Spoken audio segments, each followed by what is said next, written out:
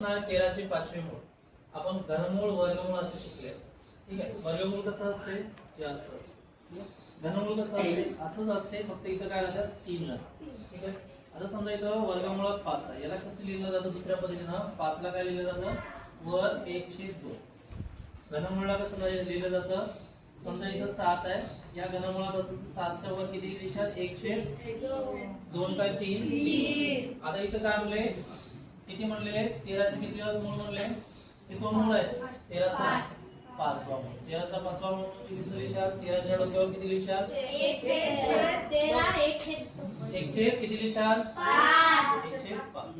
परत 81 चा 1/14 घाता किती आहे 81 चा 1/14 बरोबर. 81 चा घाता किती आहे 1/14. आता याला आपण अशा पद्धतीने लिहू शकतो. ठीक आहे. मध्ये किती आलं 81 इथे किती आहे 4 बरोबर. ठीक आहे. पुढं याला असं वाचन कसं करायचं महत्वाचं 81 चे मूळ किती 4 मूळ 81 चे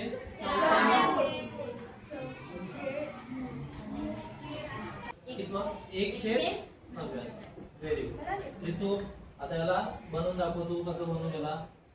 इथं मध्ये किती 200 बाहेर 99.